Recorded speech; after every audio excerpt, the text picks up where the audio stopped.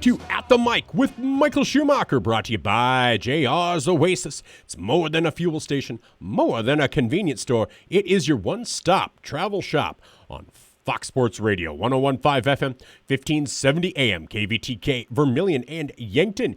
And we are doing a special Yankton Bucks Where Are They Now with Matt Varilek. Matt, how are you doing today? Doing well. Thank you. Great to be with you. Hey, my pleasure. I'm so glad you're able to join me. And, we were kind of talking off air, and you're like, what exactly are we talking about? And this is just one of those. I love touching base with Yankton Bucks, Yankton Gazelles, and other schools. I highlight other schools as well, but that have done cool things, great things. And whether it's a Hall of Famer for athletics or somebody that's making a difference in the world outside the realm of athletics, I like to cover it. And so, you kind of are able to check off a few boxes for me. And so I was so happy when you said yes. Well, thank you. I'm delighted. And, boy, you've got me, of course, going back into my memory banks. And I was class of 93 in Yankton. And so that tells you a little bit how old the item is that I'm going to reference here. But somewhere in this house, I have a Rookie of the Year T-shirt that I got. So I guess that must have been my freshman year in 1989.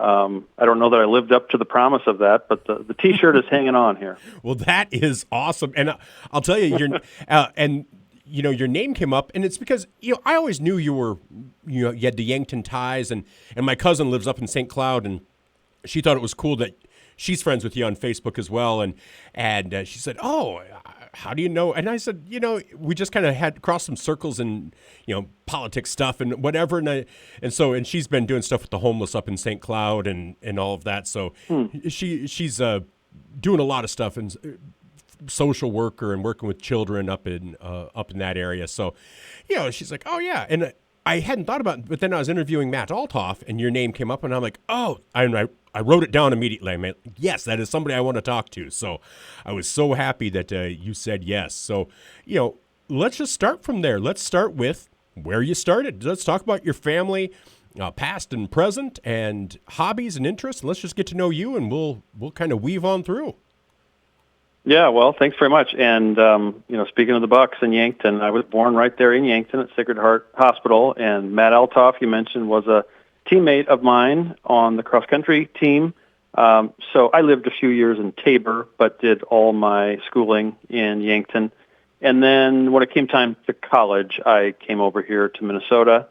I went to Carleton College in Northfield and actually wasn't involved in any varsity athletics there, but I did a lot of intramural stuff, including ultimate frisbee, which is a great game that I wasn't really familiar with until I went to college, but it's kind of like all highlights. It's all, sprinting and diving and jumping and lunging. Oh, that's funny. Yeah, and so anyway, have gone on to a few things from there professionally, but these days I am based in the St. Cloud area, north of St. Cloud in a rural Benton County. It is south of the town of Rice. So Rice, Minnesota is my mailing address these days.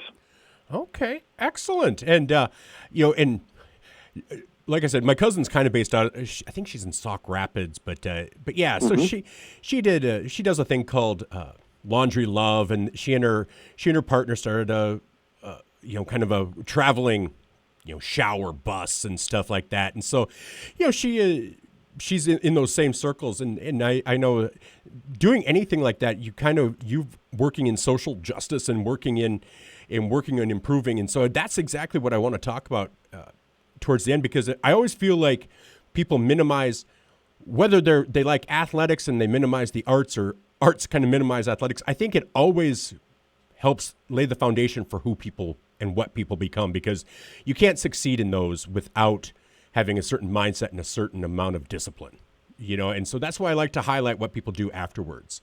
And I think you're the perfect example for that. And I didn't know you went to Carleton. That was one of my final three schools. I ended up going to USD, but Carleton was one of my final three between that and Buena Vista and USD. So that is awesome. Oh, nice. Well, great choices. And I'm married to a coyote, so you made a good choice as well. Yeah. Because you asked about my family. My wife, Maggie, went to USD, and we have three kids here, my two daughters and then my son. And you mentioned your friend involved in Laundry Love, and I'm not sure if your listeners all know what that's all about, but like you said, it's an important, I see it as a ministry. I know some people through our church that have helped to lead on that. It might well be your cousin. I don't know. We want to, out them with their name. Well, yeah, but, she's part of Just really Cuz. Her name's important. Nancy. Her name is Nancy. Exactly. Yeah. That's the same Nancy I'm thinking of. Yeah. So we're proud of that affiliation and that important work for people in need. Yeah, and so she we do a thing about once every 3 months. She comes down here and we perform at the AME Allen Chapel, and we do fundraisers. We do fundraisers for whether it's the Yankton Contact Center or whatever. And so we're known as Just Cuz. And so last time was the group home that she works at now. And so and so no, I'm proud of her. She's my oldest cousin. I'm the youngest, so there's quite the age gap between us. But we get along, and it's kind of fun. And she does some great things up there. So, and I didn't realize that you guys were kind of through that same church, because that's something that she took on, and it's been a big thing, and the church has been very supportive of that. Yeah, St. John's Episcopal here in St. Cloud. Yeah, so excellent. Well, and you said you have 3 kids. How old are they? My oldest daughter is a junior in high school, and my youngest daughter is a freshman in high school, and then my son is a 5th grader. So he will be graduating from elementary school this year, because the elementary only goes through 5th, and so then he'll move on to middle school. And, since athletics and activities are part of what we're discussing here, I'll mention that all the kids are into those things, and my youngest daughter in particular is still very active in track. And so that's one of my favorite things these days, is to go and cheer her on from the sidelines at various locations around this area. Well, and that's what makes it fun. It's fun to see that. And my daughter when she was in high school, she wasn't an athlete. She got her mom's and mine athletic ability, which added up to nothing. So she was a student manager, though, which taught her. I still hear from coaches who are like, oh, she was the best student manager we ever had. And, not surprised that she's in the military and organizing and yada, yada. And they're like, yeah. And so, but it's so fun because, you grow up doing your things, and then watching the kids. It's a different thing when you get to watch it when you have no control over it. Yeah, no control, and I would say my wife and I have kind of made a point of not really pushing the kids to get into either the things that we were into or whatever else, and yet when they have an interest, you want to support them, and it amounts to a lot of, can you drive me here to practice, and can you pick me up at this place, and can you take me shopping for spikes and all that kind of thing. But, we want to support their interests, and I am delighted that they've gotten into these things, and it's good fun to watch them, both for the physicality of it, but to your earlier point about some of these activities teaching you life skills, getting along with others, collaborating, putting in hard work, and kind of turning down some distractions so that you can focus on the goal. All of those things certainly are life skills that then serve you throughout a professional career. And then hopefully you also do stay active, because it's just good for your health, and it's good to, be an excuse to get outside and that kind of thing. So I'm not breaking any speed records with my athletics these days, but I still like to think of myself as very active, and it's a source of joy and stress relief. Well, it really is. My daughter's a personal trainer, and she's gotten me on a fitness path. And I actually, during the day, I'm like, okay, I'm getting a chance I'll get to the gym, and you just feel better. You feel better when you're there and afterwards, and everything just feels better. And so, no, I agree completely. And, when you were in Yankton, what athletics did you take part in? I know tennis was part of that, and I believe cross country and stuff like that. So what all were you involved in when you were in high school? Yeah, at the high school level, I think that was it, what you just mentioned of cross-country and tennis. And then I was a debater also, which was mainly in the winter months.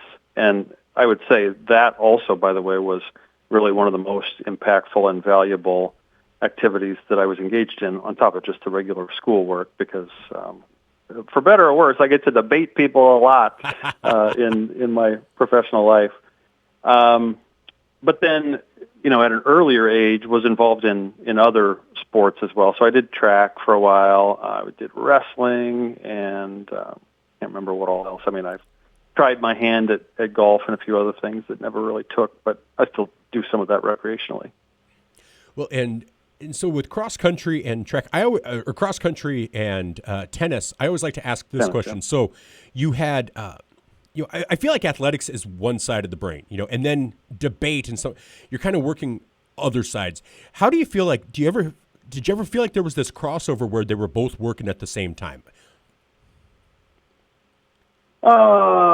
Yeah, I mean, they both are valuable in different ways. I mean, one thing about the sports stuff that I have found does cross over, not just all the teamwork and the goal-directed behavior, but sometimes when you do an athletic event that pushes your limits, you find out you've got more in you than you realized, and then I've been able to call upon that lesson when I'm in the midst of a work task that also seems hard, right? But okay, so I ran the marathon, and I never ran a marathon before, and I said to myself, wow, okay, I can do 26.2. Didn't know I could. And then you kind of apply that same lesson to, wow, how are we going to figure out this massive work challenge? I can't quite see the end point. I don't quite know how the heck we're going to get there, but I just know that if I keep putting one foot in front of the other, it's going to turn out okay. Well, and that is what so many of the extracurriculars involve. It is putting those tasks and that mindset of, okay, I need to do this. I'm working as a team. Things fall on my shoulders. And sometimes you just have to slog through to get it done. And in your time in athletics and debate, and I want you to include that when I'm asking this, what were some of your favorite accomplishments and memories from those activities? Well, I mean, naturally you do go to some of the victories, of course. So when it came to cross country, I don't know if that was the sport where I got the Rookie of the Year, but it's funny. I was kind of like fast as a freshman, and then I must not have really improved all that much because I was good enough to stay on the team and be one of our 7 runners the year we won a state championship. But it's only the top 5 that score. And so, I was kind of like a supporting player, but so honored to be with the Matt Althoffs and the Brett Metlers and Dana Solomon and Noel Pesci and some of those other guys who were fast enough to score points for us. And so I got to be a state champion, even though, my individual run wasn't really on the board, so to speak. And then in debate, too, we had some successes, and I got to go to nationals for one particular event. But, beyond all of that, it is more so the camaraderie, the summer, getting together in the summertime and putting in some miles together and, forging friendships that last to this day. That probably matters more than any of the glory of some of the victories. Well, and let me ask, who were your coaches at that time, debate included? Paul Harns was the head coach, and then Barb Collignon. And then there were others in the orbit. Dave Baumeister. Actually, he might have been one of the opposition leaders at O'Gorman during a lot of that, but we got to be friendly with that team as well because, in fact, I think we traveled together to nationals with the O'Gorman team. And then when it came to cross country, it was Coach Borman and Coach Fitzsimmons, Dan Fitzsimmons and Gene Borman. And then on the tennis side, Tim Mitchell and then Coach Mulhair as well are the main ones that I remember. All right. Excellent.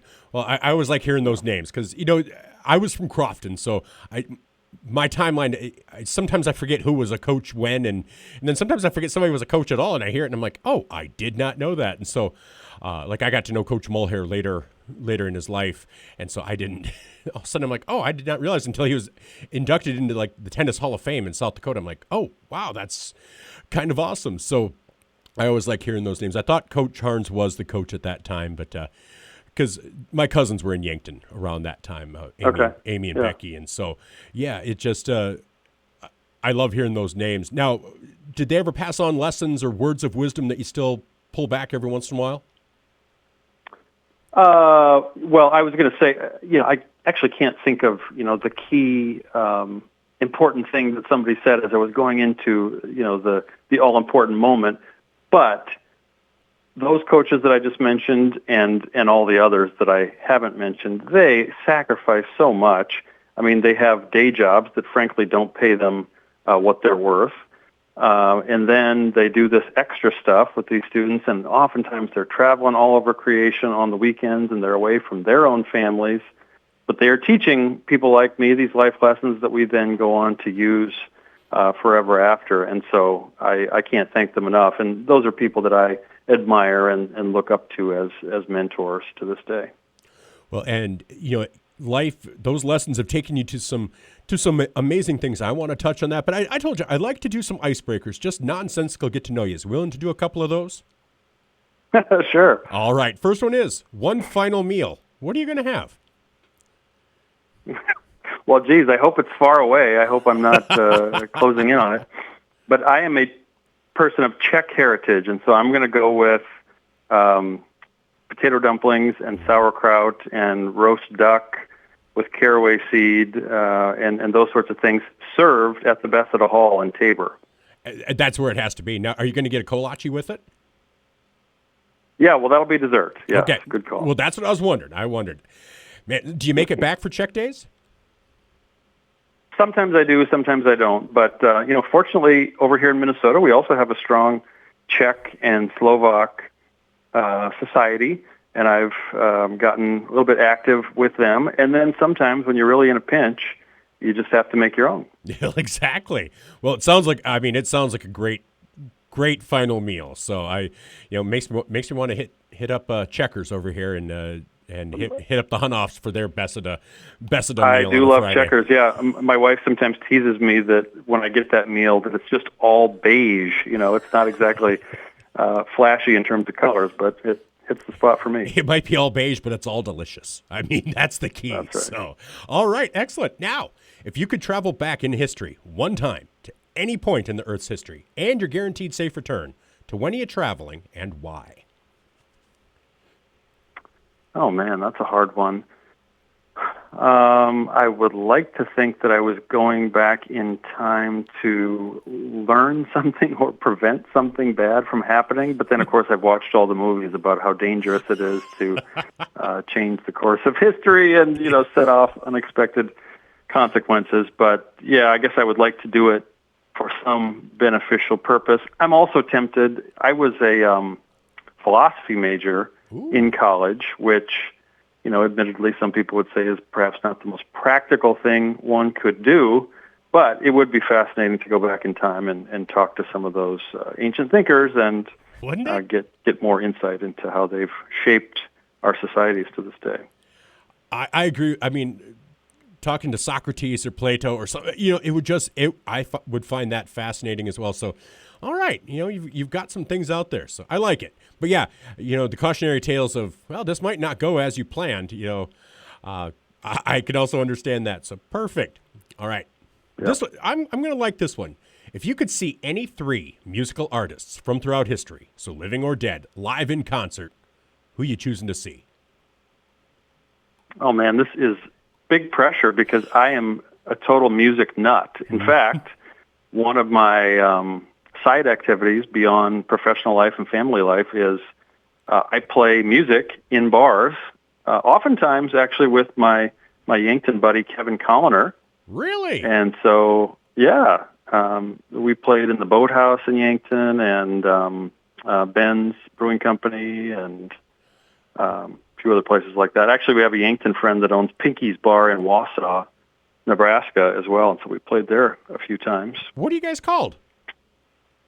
We don't really have any special stage name. Okay. It's just us, and we just do cover songs. But No. we do the songs that we like, and hopefully the audience likes it too, and have a real good time with it. Yeah, we'll have to keep an eye out for you guys. Awesome. Okay, so the question is, I could see any musical artist, three of them. Yep, and alive or dead. Exactly. Well, I mean, I'm a Beatles fan. They just might be the greatest ever, and so I would love to have seen them. Yeah, maybe at one of the places they played in Hamburg back in the day, or maybe later because they probably didn't have their full catalog of songs that I loved when they were still playing in Germany. So I'll say that one. I'm also a big Merle Haggard fan, and my dad is constantly posting about how he misses Merle. And Oh, yeah.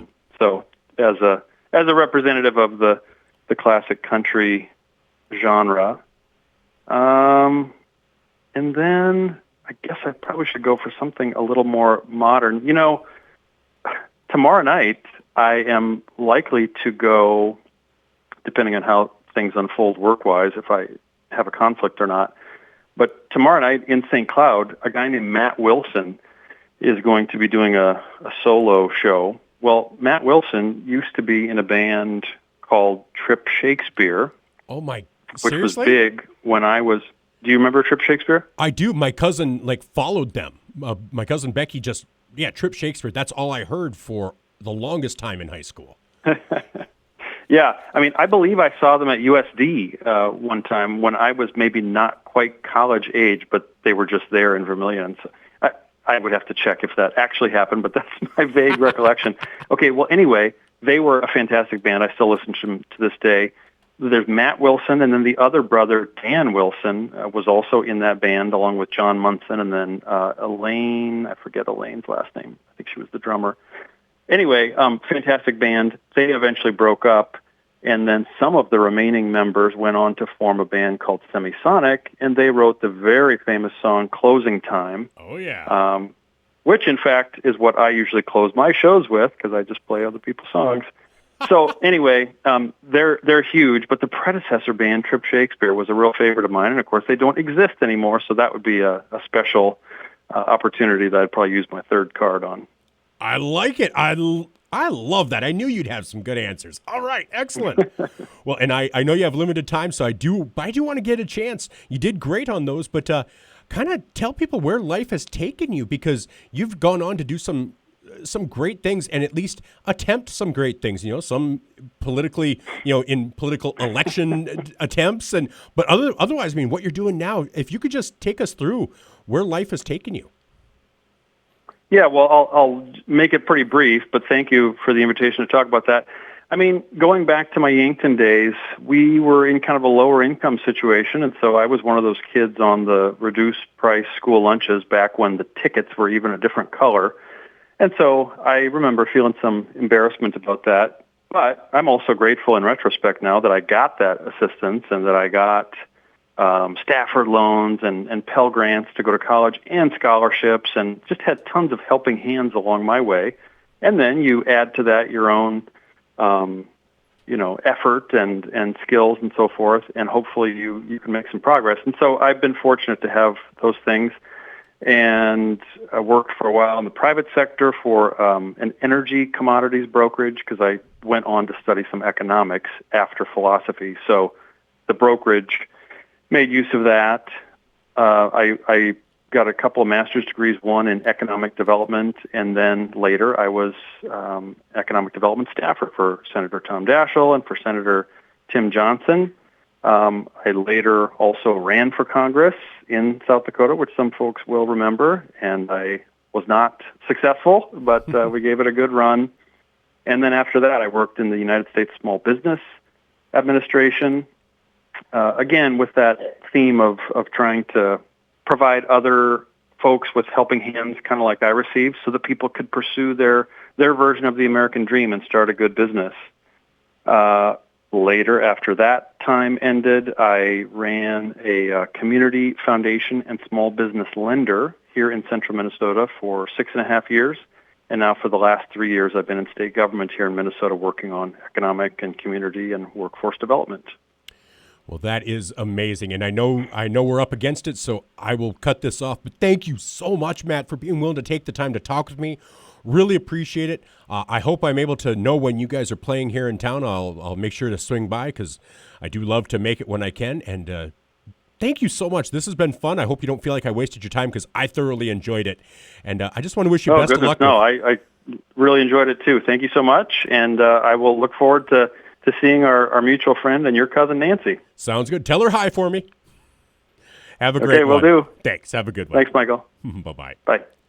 That was Matt Varilek. Matt Varilek is the DEED commissioner of the Minnesota Department of Economic Development in Minnesota, and just doing great things. So when I say I want to talk about Yankton Bucks, where are they now? I mean, Hall of Famers, it's amazing, but man, we have some great former Yankton Bucks and Gazelles that are doing great things that don't involve athletics. And I want to make sure I'm highlighting them as well. So if you know of anybody, just please let me know. 605-661-5858. Like I said, I've been aware of Matt for a while. We have similar circles. We're Facebook friends, but that doesn't necessarily always mean something. And so I want to tell him, thank him for his time. But if you know of anybody doing some great things that we think we should highlight, let me know. All right, we'll be back with more. This is At the Mic with Michael Schumacher, brought to you by JR's Oasis. And if you'd like to sponsor these Yankton Bucks or Yankton Gazelles, where are they now? Give me a call, 605-661-5858. We'll be back right after this.